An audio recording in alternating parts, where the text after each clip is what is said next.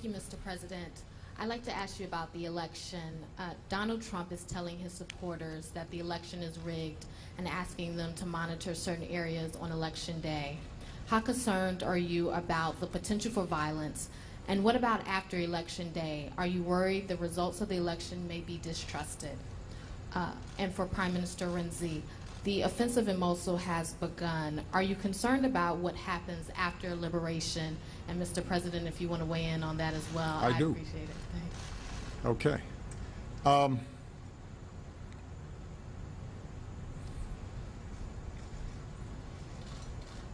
One of the great things about America's democracy is we have a vigorous, sometimes bitter, political contest. And when it's done, historically, regardless of party, the person who loses the election congratulates the winner, reaffirms our democracy, and we move forward. That's how democracy survives, because we recognize that there's something more important than any individual campaign, and that is making sure that the integrity and trust in our institutions sustains itself, because democracy by definition works by consent, not by force. I have never seen in my lifetime or in modern political history any presidential candidate trying to discredit the elections and the election process before votes have even taken place. It's unprecedented. It happens to be based on no facts.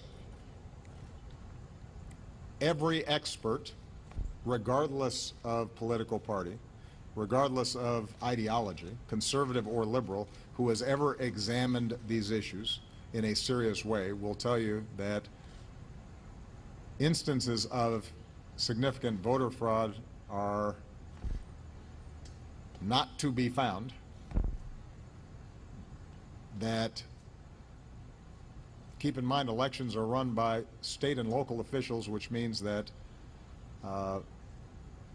there are places like Florida, for example, where you've got a Republican governor who's a Republican appointees are going to be running and monitoring a whole bunch of these election sites. The notion that somehow if Mr. Trump loses Florida, it's because of those people that you have to watch out for, that is both irresponsible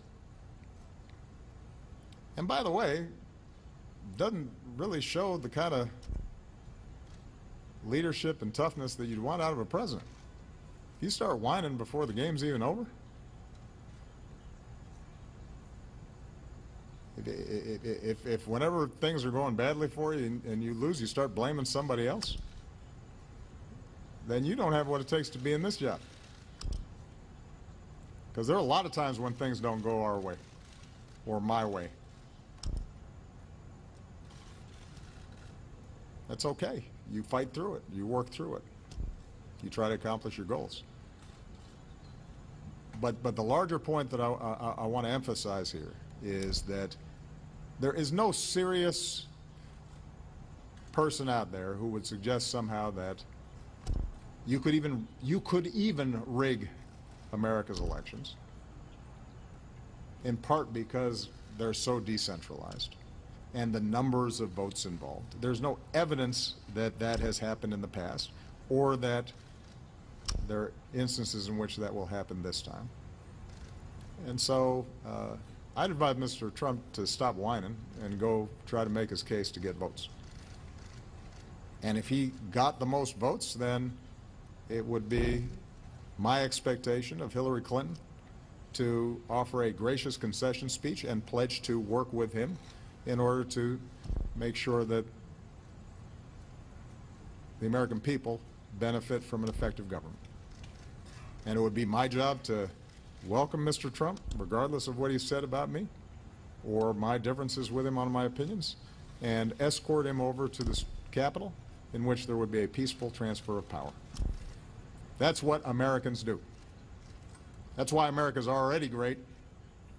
One way of weakening America and making it less great is if you start betraying those basic American traditions that have been bipartisan and